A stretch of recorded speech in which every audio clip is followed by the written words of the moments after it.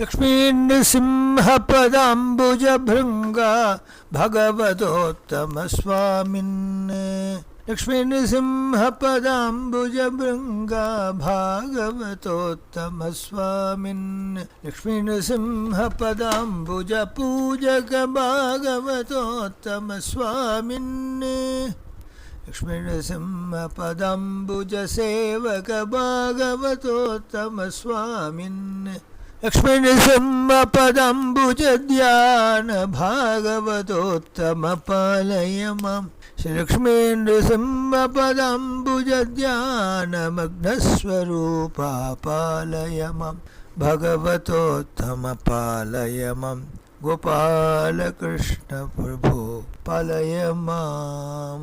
जय सद्गुरु स्वामिनः जय, भागवत स्वामिनः जय, संजीवी स्वामिनः जय, समस्त सदाचार्य वृंद की जय, समस्त कोटि सज्जनलकु जय। புண்ணியானிமான் பரம பாகவதான் ஸ்மராமி என்கின்ற ரீதியிலே கோபாலகிருஷ்ண பாகவத சுவாமியின் சரித்திரம் பாகம் 8 அவருடைய அனைத்து லீலாமயமான சரித்திரத்தை அனுபவித்தோம். இந்த பாகம் 9 அவர் ஜனித்த ஸ்வர்ணக்காடு சம்பிரதாய பத்ததியை ஓரளவுக்கு அனுபவிக்க வேண்டும் என்ற ஆசையினால் யதாமதி யதாசக்தி ஒரு சரணாரவிந்தங்களை ஸ்மரித்து இதனை விவரிக்கின்றோம். ஸ்வர்ணக்காடு ஸ்ரீ சீதாலட்சும பரசத்ருக்கு அனுமத் சமேத ரகுநந்தன பிரபு வீட்டிலிருந்து அருளாட்சி பண்ணுகின்ற உயர்ந்ததான திவ்ய ஸ்ரீவிகங்களை கொண்டது. இந்த ஸ்ரீ ராமச்சந்திரமூர்த்திக்கு தன்னுடைய அதிபால்ய வயசிலிருந்தே தொண்டாற்றியவர் நமது பாகவத சுவாமி. அவருடைய தந்தையார் செய்த திருப்பணிகள், வார்ஷிக பஜனோத்சவம், பானக பூஜை அனைத்தையும் தானும் பின்னால் செய்து காட்டி இருந்தார். நித்திய பூஜை அதை கிராம மக்கள் பலரும் வந்து கலந்து கொள்வர். அதிலே பல்வேறு வாத்தியங்களை வாசிப்பவர்களும் கோஷிப்பவர்களும் நாமத்தை கூறுபவர்களும் பஜனையில் ஈடுபட்டவர்களும் புதுக்கோட்டை பெரியவரால் ஆட்கொள்ளப்பட்ட மானியர்களுமாக ஒரு பெரிய சங்கம் அங்கு வளர்ந்த வண்ணம் இருந்தது. இத்துணைக்கும் பாகவத சுவாமிகள் அதிபால்யத்தில் இருந்த சமயம். மேலும் ஊத்துக்காடு வெங்கட சுப்பையர் வம்சத்தினரும் சத்குரு சுவாமிகளின் ஸ்ரீடரான நிசிம்ம பாகவதரும் ராமநாதபுரம் ஆஸ்தான வித்வான் மீசுகிருஷ்ணயர் இவர்கள் பிராச்சீன சம்பிரதாய பத்ததியை வெளிக்கொணர அடித்தளமாக இருப்பது நமது பாகவத சுவாமியின் சொர்ணக்காடு பத்ததி என்பதிலே தீர்மானமாக ஒரு நிச்சய புத்தியை கொண்டு அவரை கொண்டே இந்த விஜனோத்சவ பத்ததியை வெளியிட வேண்டும் என்று முயற்சித்தனர். வல்லவாரியிலே பிறந்தார் நமது சுவாமிகள். கிட்டத்தட்ட 30 ஆண்டு காலம் சொர்ணக்காடு சம்பிரதாய பத்ததியிலே கலந்து கொண்டு அதை நிர்வகித்து நித்தியோத்சவத்தை தான் இயன்ற அளவு செய்து ஆங்காங்கே சில மனோதர்மத்துக்கேற்ற கீர்த்தனைகளை பாடல்களை புகுத்தி சம்பிரதாயத்தை விரிவு செய்தார். இதை அனுசரித்தவர்களும் பாகவத சுவாமியின் இதயத்திலே தோன்றுகின்ற எண்ண அலைகளை உணர்ந்தவர்களாக அதை அழகாக பின்பற்றி செய்து வந்து கொண்டிருந்தார்கள். இந்த சம்பிரதாயத்தை விரிவுபடுத்திய பாகவதர் 1950 வெளிவந்த ஸ்ரீமத் பஜனாமிர்தம் என்ற நூலை இதையே ஆதாரமாக கொண்டு செய்தார் என்றால் அது மிகையல்ல. ஸ்ரீ கே சர்மா என்பவரால் இந்த நூல் வெளியிடப்பட்டது. அதிலே சொர்ணக்காடு பத்ததியை தழுவியே வெளியிட்டுள்ளோம் என்ற பாகவத சுவாமியின் வாசகம் நமக்கு சொர்ணக்காடு மகோத்சவ பத்ததியிலே சம்பிரதாய பஜனை பிராச்சீன பத்ததியிலே எவ்வாறு அவர் ஈடுபட்டு கொண்டிருந்தார் என்பது தெரிய வருகின்றது. இதை உலகறிய செய்தவர் நமது பாகவத சுவாமிகள். பாகவத சுவாமிகளின் வம்சத்தவர்களுக்கு சொர்ணக்காடு கிராமத்தினர் கடமைப்பட்டவர்களாக இருந்தார்கள் என்பதிலே ஐயம் யாதும் இல்லை. பாகவத சுவாமிகளின் சகோதரியின் கணவர் வெங்கடகிருஷ்ண பாகவதர் இவ்விடத்திலே ஸ்தல பாகவதராக இருந்தார். அவர் பகுகாலம் கிட்டத்தட்ட 30 ஆண்டுக்கும் மேலாக பஜனை பத்தியிலே கிரமமாக சங்கீதத்தை தெரிந்து கொண்டு நிர்வகித்தார். அதன் பின்னர் பாகவத சுவாமிகள் நிர்வகித்தார். ஊத்துக்காடு வெங்கட சுப்பையர் என்பவரிடம் ரித்திய ஜதி முதலான ரித்திய சாஸ்திரத்தின் கலையையும் தான் கற்றுக்கொண்டார். அவ்வாறே சொர்ணக்காட்டிலே அவர் வசித்த இடத்திலே அவரது நினைவாக நாமசங்கீர்த்தன மண்டபமும் அமைக்க உத்தேசிக்கப்பட்டது. வெங்கடகிருஷ்ண பாகவதருக்கு பிறகு சொர்ணக்காடு பத்ததியை தொடர்ந்து அனுசரித்து வந்தவர்களுள் சில மகனீயர்கள் குறிப்பிடப்பட வேண்டியவர்கள். அரசர்குளம் சேதுராமையர், அவருடைய சகோதரரான சாமிநாதையர், பஞ்சாபகேஷ் ஐயர் மற்றும் அரசர்குளம் சுவாமிநாதரின் திவிதீயகுமாரன் ஆகிய வெங்கடகிருஷ்ணன் எனும் எஸ்.வி. நாராயணன். இவர் 1977 முதல் இதில் தன்னை முழுமையாக ஈடுபடுத்தி கொண்டு பஜனோத்சவத்தை திறம்பட செய்து வந்தார். இந்த சேதுராமையர் தான் கைப்பட கிரந்தலிபியிலே தான் எழுதி வைத்து கொண்டிருந்த பிராச்சீன சொர்ணக்காடு பத்ததி முறைதனை பின்னர் வெங்குட்டு என்ற எஸ்.வி. நாராயணர் அவர்களிடம் தந்தார். அதன் மூலமாக இது அச்சுக்கு வந்தது. கிட்டத்தட்ட 40 வருடங்காலங்களுக்கு பின்னராக இவருடைய காலத்திலே இது தமிழாக்கம் செய்யப்பட்டு தட்டச்சு செய்யப்பட்டு புத்தவடியிலே எச்சு பாகவதர் தலைமையிலே லக்ஷ்மி நரசிம்ம பாகவதரிடம் இருந்த சொர்ணக்காடு பத்ததியை அடங்கிய பனை ஓலை சுவடியை ஸ்ரீமான் உக்கடைமணி என்பவர் மூலமாக பெற்று முக்குடி ஸ்ரீமான் சிவராமையா என்பவரால் 200 ஆண்டுகளுக்கு முன் எழுதப்பட்ட இந்த ஓலைச்சுவடியிலே சொர்ணக்காடு சம்பிரதாய பத்ததி கிரந்த லிபியிலே எழுதப்பட்டிருந்ததை கண்டு அனைவரும் ஆச்சரியப்பட்டனர். கிரந்த எழுத்தும் பிற மொழிகளையும் மொழிபெயர்க்கும் திறன் கொண்டதான ஆதிநாராயண் என்பார் தமிழிலே இதை எழுத முயற்சிக்கையிலே மதுரை காமராஜர் பல்கலைக்கழகத்தில் இருந்து சம்பிரதாய பஜனை குறித்த ஆராய்ச்சியில் ஈடுபட்டிருந்த உமாமகேஸ்வரி என்பார் யாதృచ్ఛிகமாக லக்ஷ்மி நரசிம்மன் கிருபையினாலே வந்து சேர்ந்தார். அவர் தந்த ஊக்கம், அவர் தந்த திறம்பட செய்த பணிகளால் இந்த சொர்ணக்காடு பத்ததி அழகாக மிகவும் பழமையானது என்பதை அறியவும் முடிந்தது. இந்த ஓலைச்சுவடியை எழுதிய முக்குடி சிவராமையார் வம்சத்தினரும் அதிலே வந்த கோபாலகவி என்பார் வெங்காத்திய கோபாலகவி என்பாரின் பஜனை முறையிலே சில முக்கிய பாடல்களை எழுதியும் சமைத்துள்ளார். சம்பிரதாயத்திலே முக்கியமான உள்ள பகுதிகளே பொதுவாக காணப்படுகின்றது. ஆனாலும் சில இடங்களிலே சம்பிரதாய வித்தியாசத்தையும் நாம் காண கிடைக்கின்றது. ஆக கிட்டத்தட்ட 200-250 வருட காலம் முன்னராக ஏற்பட்டது இந்த பிராச்சீன சம்பிரதாய பத்ததி என்றும் நரசிம்ம பாகவதரால் கிரந்தலிபியிலே வெளியிடப்பட்ட பிராச்சீன பத்திற்கும் இதற்கும் உள்ளான வித்தியாசங்களை பாகவத சுவாமி உணர்ந்தார், அறிந்தார். இவரை ஸ்லாகித்து ஸ்ரீ பாரதி தீர்த்த சுவாமிகள் சிங்கேரி சாரதா பீடத்தின் மகாசன்னிதானம் பகாரோ வித்யதே பகவத் பக்தா ககாரோ வித்யதே கர்வரஹிதா வகாரோ வித்யதே வாக்படுத்வஞ்ச தகாரோ வித்யதே தத்துவசோதகா. பாகாரம் என்பதினாலே பகவத் பக்தன் இவன் என்பதையும், ககாரத்தினாலே கர்வரஹிதர் என்பதும், வகாரத்தினாலே வாக்படுத்துவம் நிறைந்தவர் என்பதும், தகாரத்தினாலே தத்துவசோதகர் என்பதும், பாகார என்ற அக்ஷரத்தினாலே இறைவனிடம் நீங்காத பக்தி கொண்டவர் பகவதோத்தம சுவாமிகள் என்பதும், ககாரத்தினாலே கர்வம் சற்றும் இல்லாத ஒரு வினயஸ்வரூபி ஆஞ்சநேய துல்லியராக இருந்தவர் என்றும், வகாரத்தினாலே நல்ல வார்த்தைகளை மட்டுமே பேசுபவர் சத்தியஸ்வரூபி சத்தியசந்தர், தான் எடுத்துக்கொண்ட லக்ஷ்மி நரசிம்ம நிஷ்டையிலே லவலேசமும் பிறழாத உயர்ந்த ஞான ஸ்பூர்த்தி மிக்கவர் என்பும், தகாரத்தினாலே லக்ஷ்மி நரசிம்ம தத்துவத்தை சோதனம் செய்து லக்ஷ்மி நரசிம்ம உபாசனையிலே உயர்நிலை பெற்ற தீரர் என்பதுமாக அனைத்தும் தெரிய வருகின்றது. இவ்வாறு சிங்கேரி மகாபெரிவாளும் நமது காமகோட்டி பீட்டத்து மகாபெரிவாளும் கொண்டாடிய வியக்தி கோபாலகிருஷ்ண பாகவத சுவாமி என்றால் ஆச்சரியமில்லை.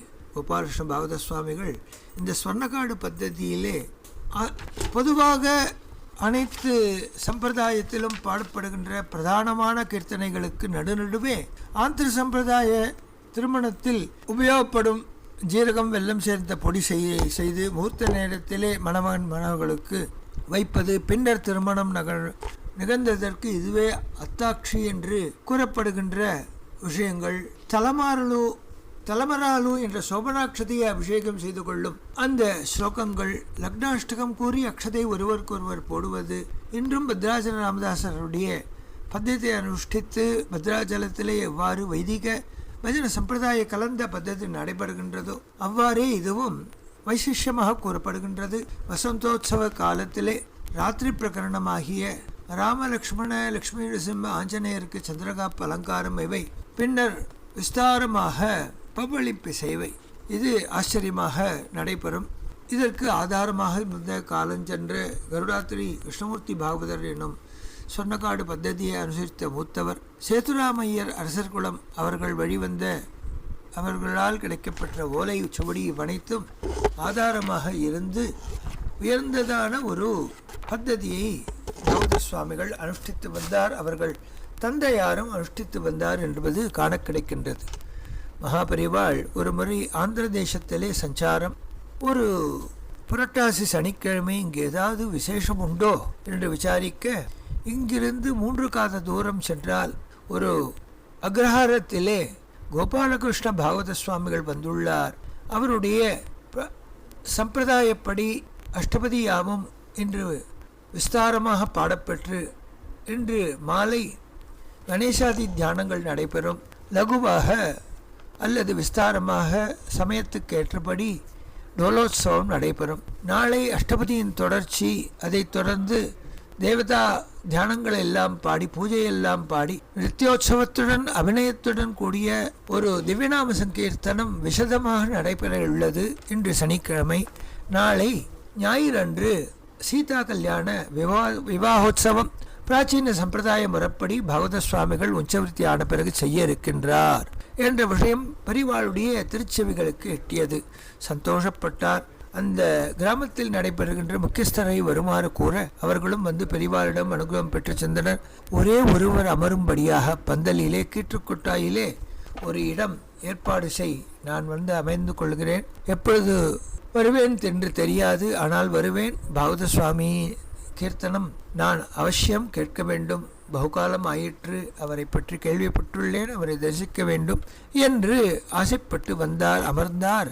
11 மணிக்கு வந்தவர் காலை 5 மணிக்கு அங்கனாம் அங்கனாம் அந்தரே மாதவ மாதவோ மாதவம் ச அந்தரே நாங்கத இத்தமா கல்பிதே கோபி மண்டலே மத்யகஹ சஞ்சகோ வேணுனா தேவகீ நந்தனஹா என்று ஆச்சரியமாக பகவான் தாசாம் ஆவிரபூத் சௌரிஹி ஸ்மயமான முகாம்புஜஹா என்று தோன்றியவுடன் அதுவரை கோபிகா கீதம் பாடிய கோபிபாவத்திலே உன்மத்தராக இருந்த பாகவத சுவாமிகள் எழுந்து அங்கனாம் அங்கனாம் என்று ஆரம்பித்தவுடன் அவரது தோளிலே ஒரு கை வந்து விழுந்தது. பாகவதரோ உலக பிரஜையே அற்றவர். அப்பொழுது அங்கு அக்ரஹாரத்திலே இருந்த அனைத்து மக்களும் ஓடி வந்து சேவித்தனர். இதனடாது அகாலத்திலே சமயாசமயம் அறியாது இந்த ஜனங்கள் வந்து நமஸ்கரிக்கின்றனரே, நாமசங்கீர்த்தனத்துக்கு இடைஞ்சலாகவா அல்லவா இருக்கின்றது என்று நினைத்து தன் மீது தோளிட்ட பெரியவரை திரும்பி பார்த்தால் சாட்சாத் காஞ்சி மகாஸ்வாமிகள் தன்னுடைய தண்டத்தை ஒரு பீடத்திலே இருத்திவிட்டு தான் அன்று அவருடன் ஆடினார். பாடும் என்று ஆக்ஞையும் விட்டார். பாகவத சுவாமிகள் கண்களிலே நீர். ஆச்சாரிய புருஷன் ஜெகதாச்சாரியன் காமகோட்டி பீட்டாதிபதி இவ்வாறு அனுகிரகம் செய்தாரே என்று நினைத்து கிரமேண அதை முடித்து அவரை நமஸ்கரிக்க அனைவரும் பார்த்து கொண்டிருக்கையிலே தன்னுடைய நித்தியானுஷ்டானத்திற்காக அங்கிருந்து கிளம்பினார். பாகவத சுவாமி தொடர்ந்து டோலோத்சவம் பர்யந்தம் விஸ்தாரமாக செய்து பஞ்ச உஷத்காலத்திலே பிரபோதனமாகி அனைவரும் ஓய்வெடுக்க சென்றனர். ஒரு கண நேரம் பகவான் தாசாம் ஆவிரபூத் என்று மறைந்திருந்தவன் தோன்றினான். தோன்றின உடனே அனைத்து கோபிகளுக்கும் ஆனந்தம் ஏற்பட்டு ராச அனுபவத்தை தந்தான். தத்ரைவ அந்தரதீயதா என்று பாகவதம் கூறியபடி அங்கேயே மறைந்திருந்தான் என்றுதான் பொருள். ஆனால் அவர்கள் கண்களுக்கு பட்டவுடன் அவர்களுக்கு லோக விலட்சணமான சுகானுபவம் ஏற்பட்டது. அதுபோல் எங்கிருந்தோ வந்த மகாசுவாமிகள் பாகவத சுவாமியுடன் ரத்தனமும் செய்து தான் அனுபவித்தார் என்று சந்தோஷப்பட்டனர். குரு என்ற பதத்திற்கு அனைத்தும் அறிந்தவர், சர்வஜர், அனைத்திலும் தெளிவான ஞானம் பெற்றவர், நிச்சலமான ஞானம் பெற்றவர், எவரை நாம் நம்பி அனைத்து பக்தியையும் பிரேமையையும் விசுவாசத்தையும் வைக்க இயலுமோ, எவரன்றி நமக்கு மறுப்புகழ் இல்லையோ அவரே குரு என்பது தெளிவாகின்றது. இந்த குரு என்ற பதத்தை அருணகிரிநாதர் பல்வேறு திருப்புகழ்களிலே ஆங்காங்கே செப்பிச் செல்கின்றார். குரம்பை மலச்சலம் வழுவழு நினமொடு என்று ஆரம்பிக்கின்ற சிவமலையிலே இருக்கின்ற அப்பெருமானை முருகப்பெருமானை பாடுகையிலே கூறுகின்றார். அரம்பை மகளிர் ஓடு அரஹர சிவசிவ சயம் ஜயம்பு என நடம் இடு பதம் அழகிய குருநாதா. அரம்பையர்கள் தேவாதி தேவர்கள் எல்லாம் ஜெய ஜெயா என்று கோஷம் செய்ய அழகிய திருவடியை எடுத்து வைத்து ஆடி மனம் மகிழ்கின்ற, மனத்திலே மகிழ்ச்சியை தருகின்ற பனிமலை வாழ் சிவமலை வாழ் பெருமாளே நீ அருள்வாயே என்று பிரார்த்திக்கின்றார். தழைந்த சிவசுடர் தனை மனதில் அழுந்த உரை செய்ய வருமுகு நகையொளி தழைந்த நயனம் இருமலர் சரணமும் மறவேனே. அப்பேற்பட்ட குருநாதருடைய திருவடியை நான் என்றும் மறவேன் என்கின்றார். மேலும் பழனியை விட்டு செந்தில் நகரத்தை வந்தடைகின்ற அருணகிரியார் இவ்விடத்திலே பாடும் பொழுது சேம கோமள பாத தாமரை சேர்தற் கோதும் அது அனந்த தேவா. இந்த பாடலிலே ஓமதி வழுவார்கட்கு சிவலோகத்தே தருமங்கை பாலா யோகத்தாருபதேச தேசிக ஊமை தேவர்கள் பெருமானே. தேசிகா ஊமை தேவர்கள் பெருமானே. ஓமவேள்வியை வழுவாது தவறாது வளர்ப்பவர்கள் ஊர் அந்த திருத்தலமாகிய சிவலோகத்தில் தருகின்ற பார்வதியின் குமாரனே, யோகத்து 6 யோக வழிகளை 6 மறைகளை உபதேசிக்கின்ற தேசிகா குருநாதனே, ஊமை தேவர்கள் தம்பிரானே, சகலகலாவலனாகிய உன்முன்னே ஊமைகள் போல் வாய்மொழி கைப்பொத்தி விளங்குகின்ற தேவர்களின் பெருமானே என்று கூறுகையிலே இவ்விடத்திலே தேவர்களுக்கு நயனை தீட்சையை தருகின்ற பெருமான் என்று குரு பதத்திலே இங்கு அம்பாளானவள் குரூபத்திலே வருவார்கள் என்று மகாபரிவார் கூறுகின்றார். காளிதாசனோ தேசகுரூபேன தர்ஷித அபியுதயாம் என்று நவரத்ன மாளிகாயிலே கூறுகின்றான். அம்பிகை தன்னுடைய காருண்ய விலாசத்தை குருஸ்வரூபமாக வந்துதான் போதிப்பாள் என்பது அர்த்தம். தேசிக என்ற பதம் என்றால் சம்பிரதாயத்து மூலப்பொருள் என்று பொருள். ஆக தேசகரூபேன வந்து நமக்கு ஓய்வினை தரக்கூடிய அப்பெருமானே உன்னை மறவேனே என்று கொண்டாடுகின்றார். பரமசிவனாருக்கு 8 விதமான குணங்கள்.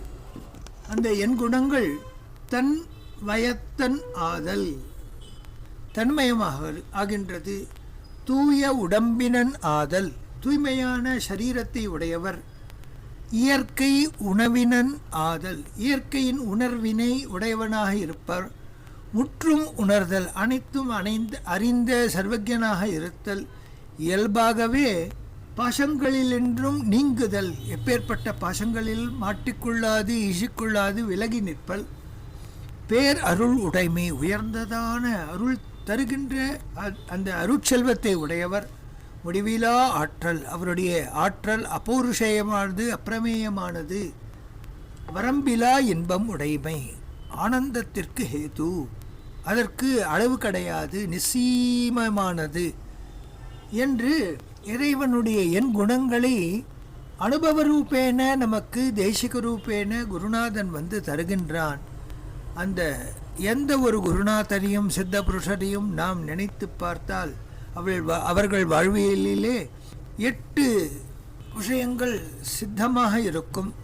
அது நம் கோபாலகிருஷ்ண பாகவத சுவாமியின் சரித்திரத்திலே காண கிடைக்கின்றது. தன்மயமாதல், தன்னை மறந்து பாடுவார், ஆடுவார், வயதை மறப்பார், நேரம் காலத்தை மறப்பார். தூய உடம்பினன், இருவேளை ஸ்நானம்.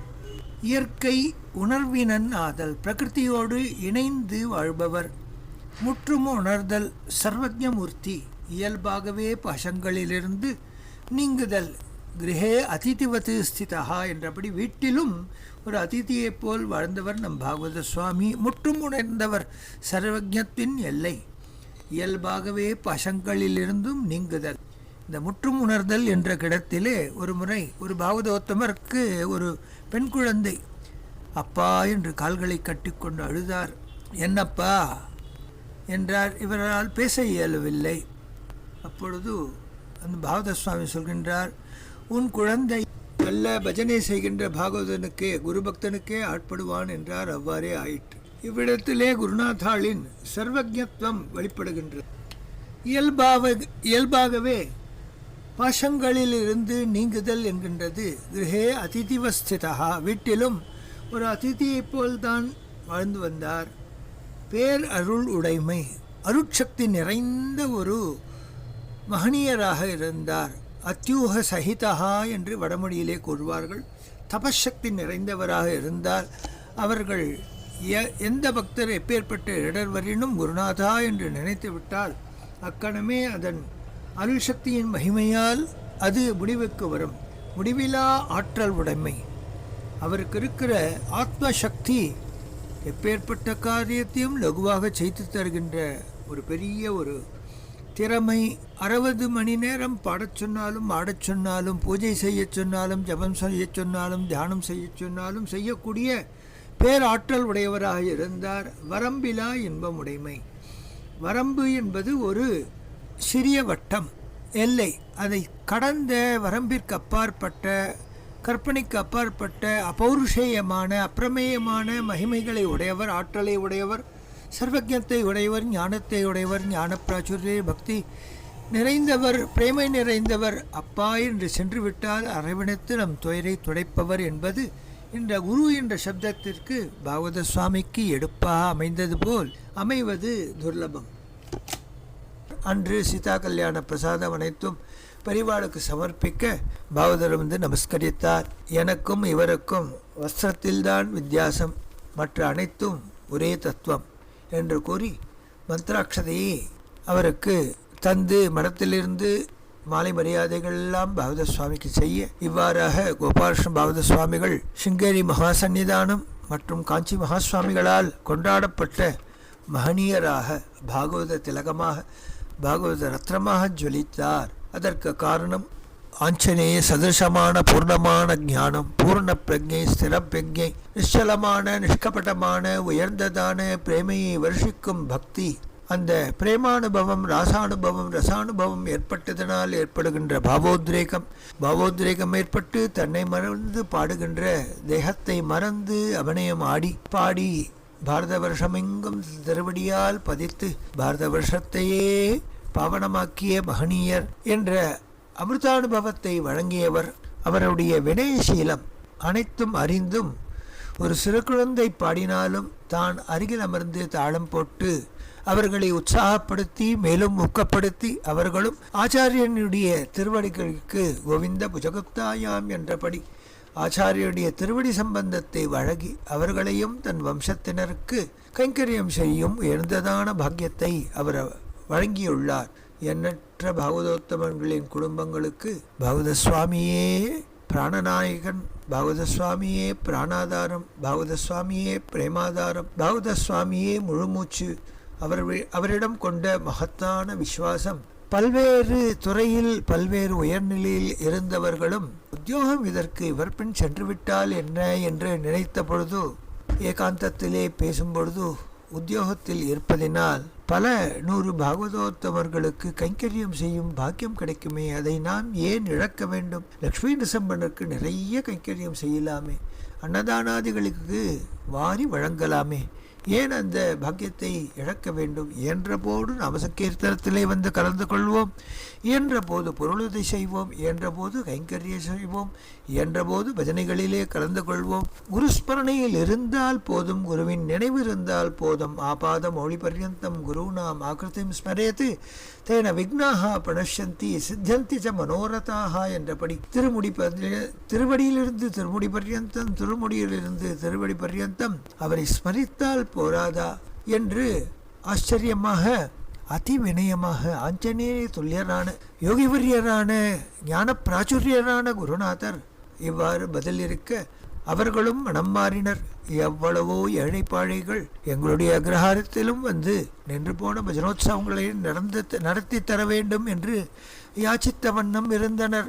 அவ்வாறு அங்கு செல்லும் பொழுது யாரையாவது பாகவதரை அவ்விடத்திலே பரிசரம் எவ்வாறு உள்ளது, அக்ரஹாரத்திலே பிராமணர்கள் இருக்கின்றார்களா, பஜனை விசுவாசிகள் இருக்கின்றார்களா, பூஜாதிகள் நடைபெறுகின்றன என்ற விவரங்களை எல்லாம் தெரிந்து வரும்படி கூறுவார். அவ்வாறே அவர்களும் அவ்விடம் செல்லும் போதெல்லாம் விசாரித்து வருவர்.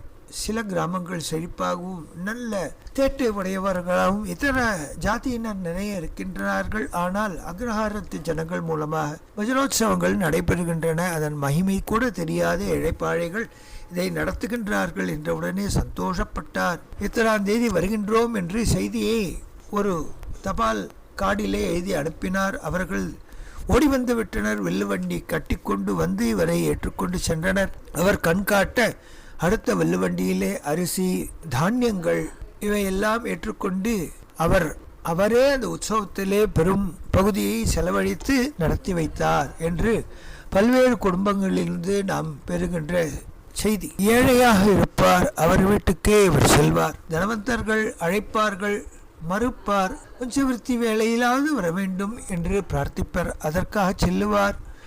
பாத பூஜையை ஏற்பார். அவர்கள் தருவது எதுவே ஆயினும் அதை கையினால் தொடாது லக்ஷ்மி நரசிம்ம கைங்கரியத்துக்காகவே அனைத்தையும் தந்து விடுவார்.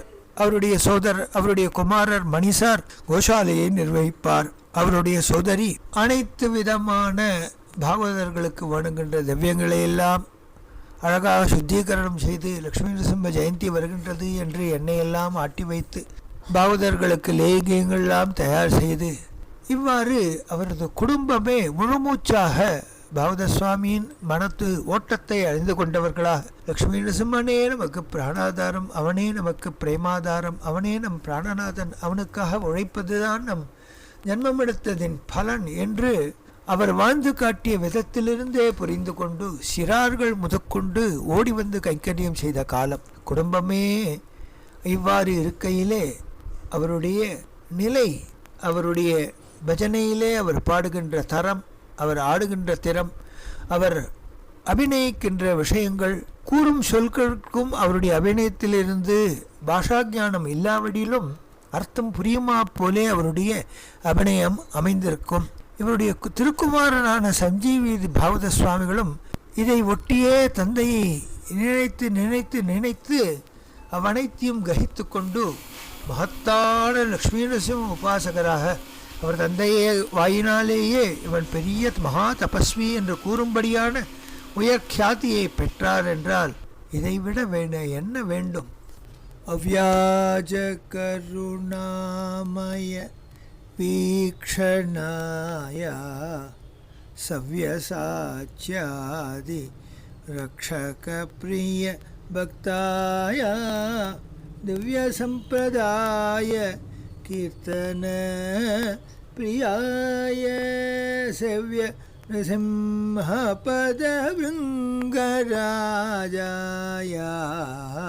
ஜயமங்களம் நேத்ய சுபமங்களம் திவ்யநாம கீர்த்தனே சுமக்னாய ஸ்ரீ திவ்யநாம வஸ்திராவிருத சுதீக்ஷிதாய நவ்யநவ நவலீலா வினோதாய பவ்யதாசஜன ரக்ஷசுபதாய ஜயமங்களோ நேத்ய சுபமங்களம் கோபாலகிருஷ்ண சத்குரவே ஜயமங்களோ நேத்ய शुभमंगलम। जय सद्गुरु स्वामिनः, जय भागवत स्वामिनः, जय संजीवी स्वामिनः, जय समस्त सोटि सज्जनलकु जय। दिव्य मधुर भगवन्नाम की जय।